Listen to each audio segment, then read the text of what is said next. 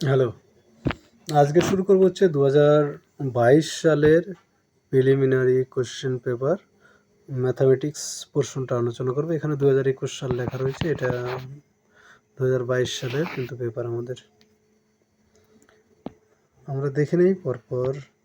প্রথমে যে 25টা থাকে সেই 25টা তো আমরা জানি, 25টা কী থাকবে, ইংলিশ।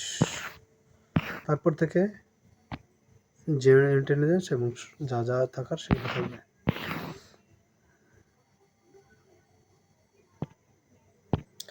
ফার্স্ট ম্যাথামেটিক্স পেলাম হচ্ছে 73। নিচের ভগ্নাংশগুলির মধ্যে কোনটি 3/4 এর অপেক্ষা বড় এবং 5/6 অপেক্ষা ছোট হবে সেটা আমাদের দেখতে হবে। 3/4 এবং 5/6 এটা করার জন্য কি করি,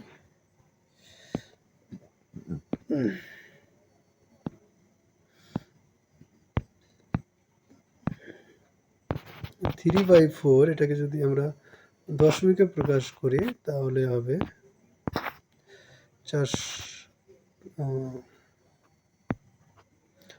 7 28 4 5 20 0.75। আর 5/6টাকে যদি দেখে নিই আমরা কত হবে, 6 48 2, এখানে 3 3 আসতে থাকবে, ঠিক আছে। তাহলে 0.75 এবং 0.83 এর মাঝে কোন সংখ্যাটি হবে। প্রথমে এইটাকে যদি আমরা করি 6.6, এটাই হয়ে যাচ্ছে, প্রথমটাই হয়ে যাচ্ছে। এটা 0.6টা কী হবে, 0.7 এবং 0.8 এর মাঝখানে হবে।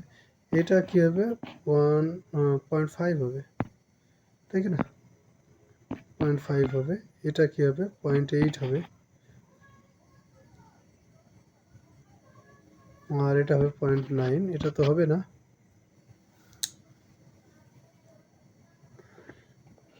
তাহলে দুটো অ্যান্সার চলে আসলো নাকি, 0.36 0.66। ও এটা হবে না তো, 0.6টা হবে না, তাহলে এটাও হবে না।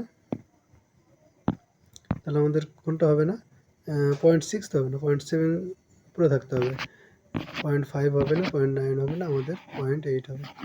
তার মানে 4/5 হচ্ছে আমাদের option number C right answer. এটা 2022 সালের এ সিরিজের 73 নম্বর মতো। তোমরা প্রিভিয়াস এর কোশ্চেনটা দেখে নেবে। এখানে বলেছে দেখো 78,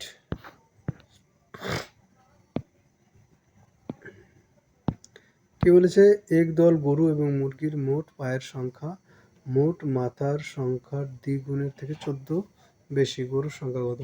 গরুর কটা পা থাকে, একটা গরুর 4টা পা থাকে। একটা মুরগি এম দিয়ে লিখলাম আর গরুর সি দিয়ে লিখলাম। একটা গরুর 2টো পা থাকে, তাই এক্সট্রা যদি গরু হয় তাহলে 4 এক্সট্রা পা থাকবে।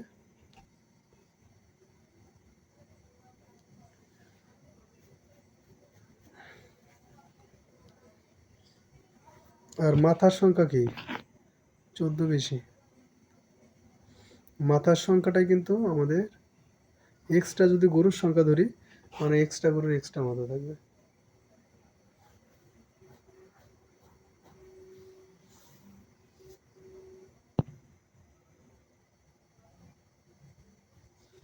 তার মানে ওয়াইটা যদি মুরগি ধরি,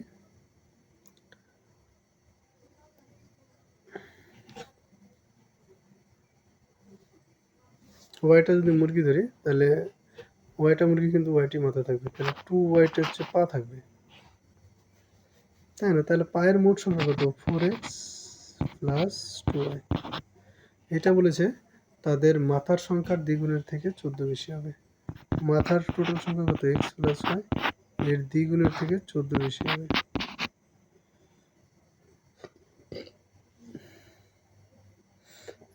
এখান থেকে আমাদের বের করতে হবে হচ্ছে x এর মানটা। 2y কেটে গেল, 2xটাকে বাম দিকে নিয়ে আসলে 2x থাকবে, 4x থেকে 2x বিয়োগ যাবে 14। এক্স ইকুয়াল টু আমাদের চলে আসলো 7। তাহলে গরুর সংখ্যা হচ্ছে 7। বোঝা গেল? নেক্সট দেখি তো কী করা যায়, আর কোনটা কোনটা আছে আমাদের নেক্সট অঙ্ক 98। এটা একটা ম্যাথেরই অঙ্ক। 6 জনের একটি দাবা প্রতিযোগিতায় প্রত্যেক খেলোয়াড় অপর প্রত্যেক খেলোয়াড়ের সঙ্গে কেবলমাত্র একবারই খেলতে পারে। ওই প্রতিযোগিতায় কতগুলি খেলা হবে? এখানে দেখতে হবে কত আছে, 6। এটা আমাদের মেন পয়েন্ট। এবার দুজন দুজন করে একবারে খেলবে। এটা নিয়ম নিয়ম হচ্ছে পারমিটেশন কম্বিনেশন ক্লাস 11-এ। এখন 10-এ ক্লাস 11-এর পারমিটেশন কম্বিনেশন দিয়ে কিন্তু আমাদের করতে হবে। কারণ কি, না হলে আমাদের 6 করে গুনতে হবে যে 6 জন প্লেয়ার আছে। ঠিক আছে, এক কথা হচ্ছে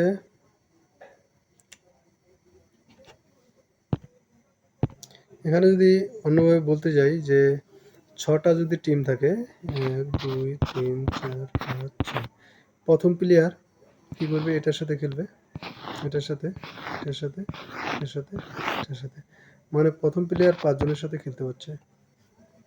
নেক্সট যে প্লেয়ার থাকবে তার খেলার সংখ্যা কিন্তু একটু কমে যাবে। যেহেতু এর সাথে একবার খেলেইছে, এর সাথে খেলবে 1 কী হলো 2 3 4। বুঝতে পারছো তো ব্যাপারটা, কমতে আছে। এ তো দেখো 3 নম্বর প্লেয়ার এর সাথে খেলবে, এর সাথে খেলবে, এর সাথে খেলবে, 3 জনের সাথে খেলবে। 4 জনের সাথে, 3 জনের সাথে, তার 2 জনের সাথে খেলবে। কে খেলবে 2 জনের সাথে? এ। আর এর এর কথা যখন ভাববো, এর সাথে একজনের সাথে খেলবে।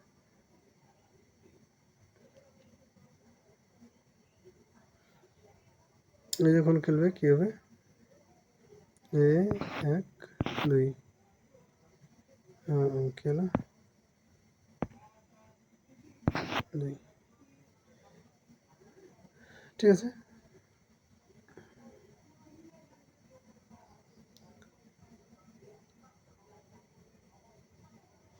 আর এই যখন খেলবে শেষ প্লেয়ার, এই শুধুমাত্র একজনের সাথেই খেলতে পারবে, বাকি সবার সাথে ওর খেলা হয়ে গেছে একবার করে। তাহলে এখানে 1, এগুলোকে যোগ লাগাও, 9 12 13 14 15, তাহলে 15 আমাদের অ্যান্সার হবে। এর একটা ম্যাথামেটিক্স সূত্র আছে, সূত্রটা আমি বলে দিই, যে তুমি সববার এইভাবে বের করবে যোগ যোগ করে। তার একটা সূত্র আছে, সূত্রটা আমি বলে দিই। ধরো এরকম একটা ইম্পর্টেন্ট যেটা প্রশ্ন আছে, সেটা হচ্ছে ইম্পর্টেন্ট প্রশ্ন যে 10 জন লোক আছে, 10 জন লোক সবার সাথে একবার করে হ্যান্ডশেক করবে, তাহলে কটা হ্যান্ডশেক হবে টোটালে, এরকম কিন্তু একটা অঙ্ক আছে, খুবই ইম্পর্টেন্ট অঙ্ক। তাই এখানে নিয়মটা হচ্ছে, এখানে 6 আছে কিনা, 6 কম্বিনেশনের সূত্র, দুজনের সাথে প্রত্যেকে মানে অ্যাট এ টাইম দুজন কিন্তু খেলছে। এরকম এটার সূত্র হচ্ছে 6 আছে উপরে ফ্যাক্টরিয়াল 6, ফ্যাক্টরিয়ালটা এইভাবে না আর কি, ফ্যাক্টরিয়াল 6, এটা আর কি আয়ের মতো উল্টো থাকে ফ্যাক্টরিয়াল 6। আর এখানে হবে 2 ফ্যাক্টরিয়াল ইন্টু 4 থেকে 2 বিয়োগ করে, তাহলে 4 ফ্যাক্টরিয়াল। এবার এই ফ্যাক্টরিয়ালটা মানে কি, উপরে ফ্যাক্টরিয়াল 6 আছে, ফ্যাক্টরিয়াল 6 মানে হচ্ছে 6 ফ্যাক্টরিয়াল 6 ইকুয়াল টু হবে 6 থাকবে, তার ছোটোগুলোর সাথে গুণ থাকবে, মানে তার থেকে ছোট যেগুলো ন্যাচারাল নাম্বার আছে তাদের সাথে গুণ। ফ্যাক্টরিয়াল 6 কথার অর্থই হচ্ছে এটা। ঠিক আছে, ফ্যাক্টরিয়াল 4 কথার অর্থ কী হবে, 4 ইন্টু 3 ইন্টু 2 ইন্টু 1, এরকম আর কি ব্যাপার। বোঝা গেল আমার কথাটা? তাহলে উপরে এখন ফ্যাক্টরিয়াল 6 আছে, factorial 6 equal to 6 into 5 into 4 into 3 into 2। 2 মানে 2 ইন্টু 1 আসবে, একটা এক শুধু 2ই আসবে। 4-এর ক্ষেত্রে 4 ইন্টু 3 ইন্টু 2। ফ্যাক্টরিয়াল 1-এর মান 1 হয়, ফ্যাক্টরিয়াল 0-এর মান 1 হয়। এবার কাটো, 4 থেকে 3 পর্যন্ত এইটাও কেটে গেল, এটা কাটলে 3, 3 5 হয়ে গেল 15। এটা আমাদের অঙ্কের সূত্র দিয়ে করলাম। সূত্রটা কেন বোঝালাম বলো তো, কারণ এই টাইপের অঙ্ক যদি এরপরে আসে, ধরো যে এখানে 6-এর বদলে 16 আছে, তখন তুমি কী করবে, 15 যোগ 14 এগুলো যোগ করতে হবে, আর না হলে সূত্র দিয়ে করতে হবে। সূত্র দিয়ে করলে অনেক বড় থাকলেও কিন্তু সেটা আমাদের পসিবল অঙ্কটা করা। বোঝা গেল সূত্রটা কেন দরকার, এটা হচ্ছে সূত্র, ফ্যাক্টরিয়াল দিয়ে বুঝিয়ে দিলাম। আর জেনারেল ইন্টেলিজেন্স যে 25 নম্বর আছে, সেই জেনারেল ইন্টেলিজেন্সের মধ্যে ম্যাথ এবং রিজনিং দুটোই থাকে, তাই ম্যাথের সংখ্যা একটু কম আছে। 25টা তো আর ম্যাথ থাকবে না।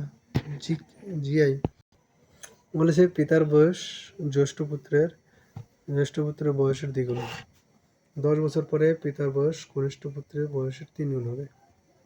পুত্রদ্বয়ের বয়সের পার্থক্য 15 বছর হলে পিতার বয়স নির্ণয় করো।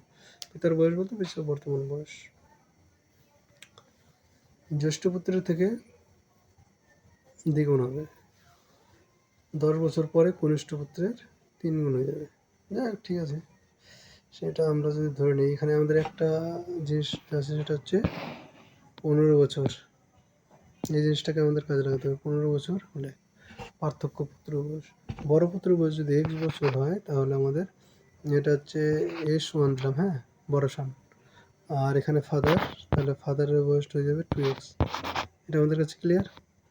এবার s2 মানে ছোট সান। ছোট সানের বর্তমান বয়স কত হবে বলো তো? বর্তমান বয়স হবে x-15 হবে। এবার আমার বর্তমানের কথা কিছু বলেনি, বলেছে 10 বছর পর। 10 বছর পর তাহলে এর বয়স কত হয়ে যাবে? 10 যোগ হয়ে যাবে x-15 যোগ 10, মানে চলে এলো x-5। 10 বছর পরে +10 লিখে রাখলাম, হ্যাঁ। 10 বছর পর ফাদারের বয়স কত হয়ে যাবে? ফাদারের বয়স 10 বেড়ে যাবে, তাহলে 2x + 10।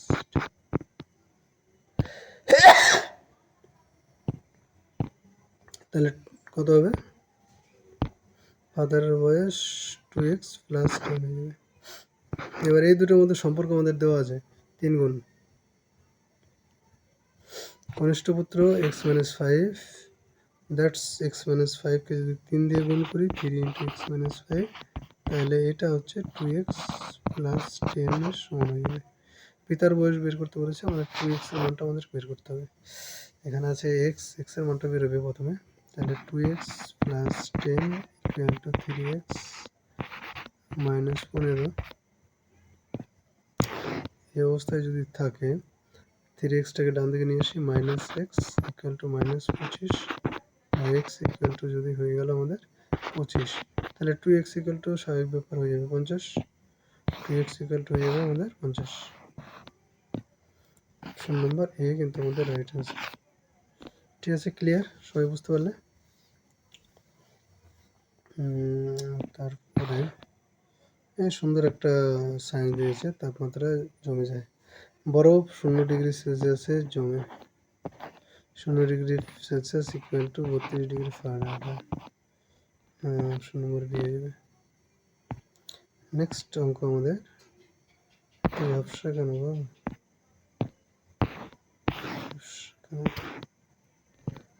143 নম্বরটা না ম্যাথে দেবো না রিজনিং দেবো, কোথায় দেবো বুঝতে পারছি না। যাই হোক, এটা করে নেই। বলেছে 15টি চেয়ার আছে, পি এর অবস্থান মাঝখানে, মানে পি 8 নম্বরে হবে, হ্যাঁ। পি এর অবস্থান মাঝখানে মানে 8 নম্বরে হবে। তাহলে কিউ আছে আমাদের 12 নম্বরে, তাহলে এর মাঝখানে কয়জন আছে? কিউ আছে 12 নম্বরে, তাহলে 8, 9, 10, 11, 3টা আসবে। 9, 10, 11, 3 জন। Number D. এটা জিআই, জেনারেল ইন্টেলিজেন্স বা রিজনিং বলছি, রিজনিং।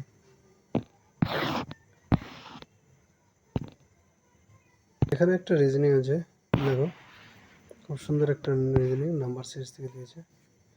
রিজনিংটা করছে, যোগ হয়েছে 6, যোগ হয়েছে 12, যোগ হয়েছে 24, ডবল যোগ হচ্ছে। এরপর তাহলে যোগ করতে হবে 48,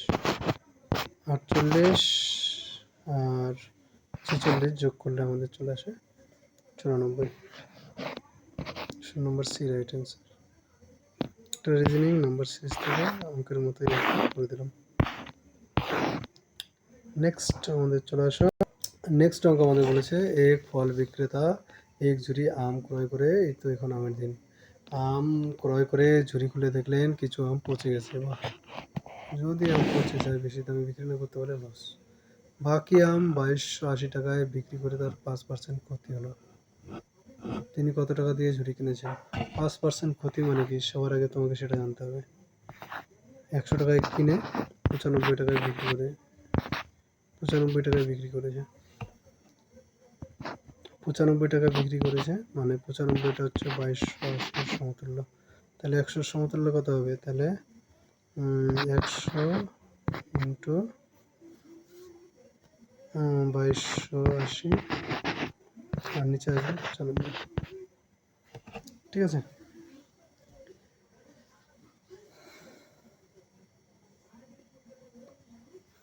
এক কথায় হচ্ছে 100 টাকার জন্য আমার যদি 5 টাকা কমে যায়, তাহলে 2200-র জন্য 5 টাকা মানে 5 দুগুণে 10, 110 টাকা কমবে। 80 টাকার জন্য আমার কত কমবে? মোটামুটি আমাদের, যেহেতু হিসাবগুলো আমাদের বড় বড় আছে, 3000, 4000, 2400, 2500, আমরা এটা মোটামুটি পার্থক্যটা কিন্তু বুঝতে পারবো। তাহলে 80 টাকায় মোটামুটি 4 টাকার মতো কমবে, মানে 104 টাকা ধরো কমে গেল।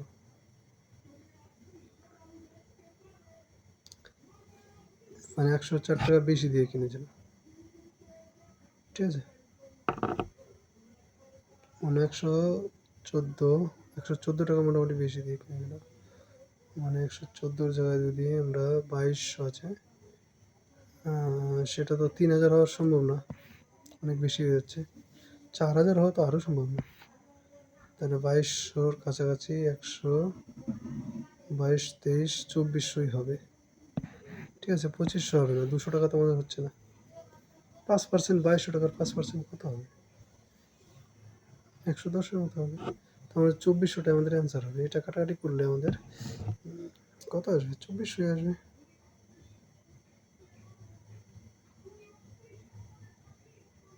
দেখি তো ক্যালকুলেটর দিয়ে। ক্যালকুলেটর এখানে তো রয়েছে।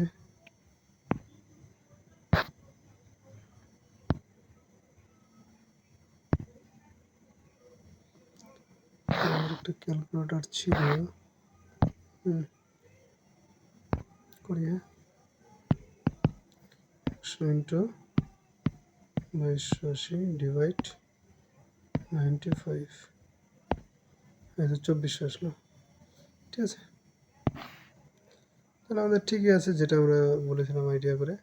এবার আইডিয়াটা কী করে করলাম সেটা তো বুঝলেই। অঙ্ক এইভাবে করা যেতে পারে, তাতে তোমাদের সময় বাঁচবে।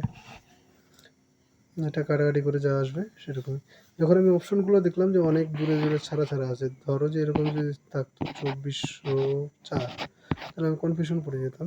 2405 থাকলে, 2410 থাকলে আমি কনফিউশনে পড়ে যেতাম।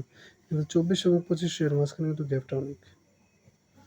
তাই 2400 আমরা আইডিয়া করে করতে পারি, 2500 অনেক দূরে, 100 টাকা দূরে, মানে অনেক দূরে। বোঝা গেল? ঠিক আছে, নেক্সট।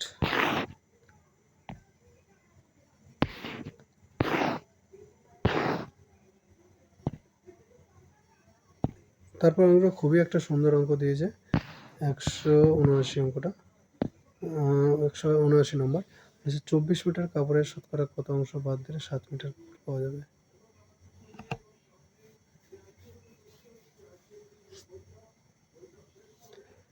চল্লিশ ছিল, কত বাদ দিল যে 7 আসবে? কত বাদ দিবে?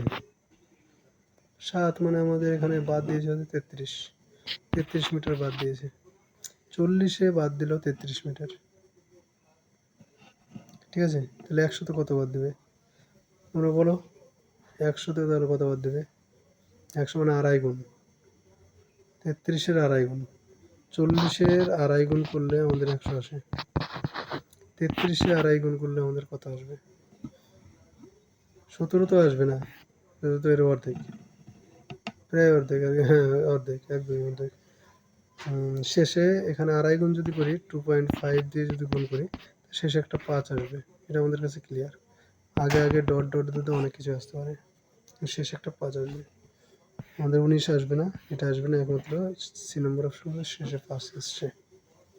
হয়ে গেল। অঙ্কটা কিন্তু করার দরকার নেই, এখান থেকে আমরা আইডিয়া লাগাতে পারি। আর পরীক্ষার সময় আইডিয়া লাগাটা খুবই জরুরি। সব অঙ্কে নয়, যে অঙ্কটা পসিবল সেটাই। সব অঙ্ক আইডিয়া লাগাতে যাবে, গাড়ি ব্রেক নিয়ে খাদে পড়ে যাবে।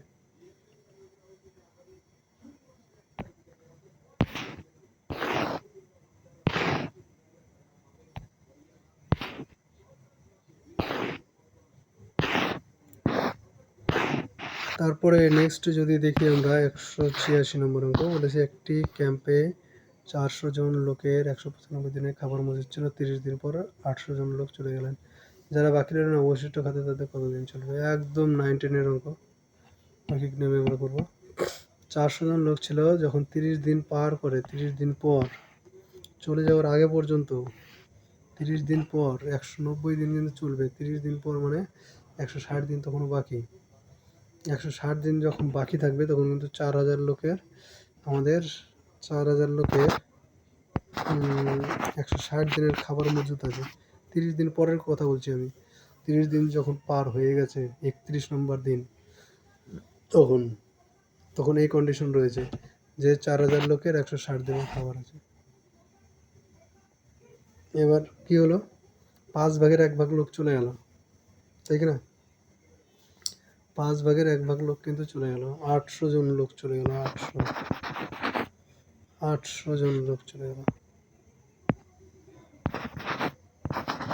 মানে 5 ভাগের 1 ভাগ লোক কিন্তু চলে গেল। আমাদের থাকলো মাত্র 3200 জন লোক। তাহলে 3200 জন লোকের এই 160 দিনের খাবার কতদিন খেতে পারবে? বেশি দিন খেতে পারবে অবভিয়াসলি। তাহলে কতটা বেশি দিন খেতে পারবে সেটা আমরা দেখি। 160 দিনের ছিল, যেটা হচ্ছে বেশি দিন খেতে পারবে, মানে উপরে 4000 দিয়ে দিলাম আর নিচে 3200 কেটে দিই, দুটো শূন্য, এখানে একটা কাটি আর এখানে একটা কাটি। 16 দুগুণে 32 আর এটা কাটলে 200, তার মানে চলে আসলো 200 দিন। তারা 200 দিন আরও সেবা দেওয়া করতে পারবে, তা নিয়ে কোনো সন্দেহ নেই। তাদের কতদিন চলবে? 200 দিন অবশিষ্ট খাদ্যে তাদের কতদিন চলবে? অবশিষ্ট খাদ্যে কিন্তু তাদের 200 দিন চলবে। অঙ্কটা যদি ঘুরিয়ে বলে যে তাদের মোট কতদিন চলবে, তাদের অবশিষ্ট না বলে তাদের মোট কতদিন চলবে, তাহলে হবে 230 দিন।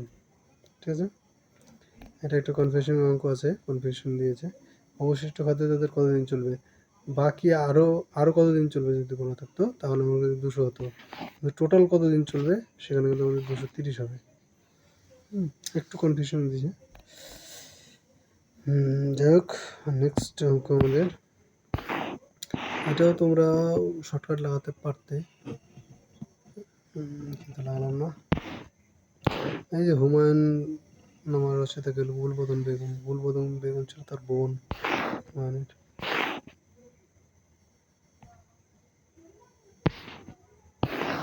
আর কি আছে, 3, এই রিজনিংটা দেখে দাও পারি কিনা। 3 কি আছে দেখো, 3 8 6, বাবা এই রিজনিংটা আগে করা আছে। দেখো 8 6 14, 6 20, এখানে 6 বেড়েছে, এখানে 6 বেড়েছে। সিম্পল একটা আছে, 3 বেড়েছে, তাহলে 3 বাড়লে কত হবে? স্বাভাবিক ব্যাপার, 6 বেড়েছে আর নিচেরগুলো 3 বেড়েছে। এখানে কিন্তু জোড়ায় জোড়ায় খেল চলছে, 3 6 এরকম জোড়ায় জোড়ায়। আরেকটা জোড়া হচ্ছে 8 14, দুটো জোড়া আছে, 2 পেয়ার্স।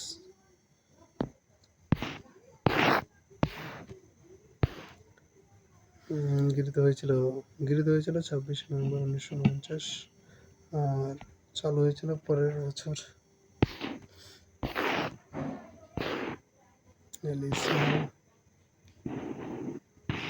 এই পর্যন্তই ছিল। থ্যাংক ইউ সবাইকে। চ্যানেলের সাথে অবশ্যই তোমরা যুক্ত থাকবে এবং ভিডিওটা অবশ্যই লাইক করবে। থ্যাংক ইউ সবাইকে।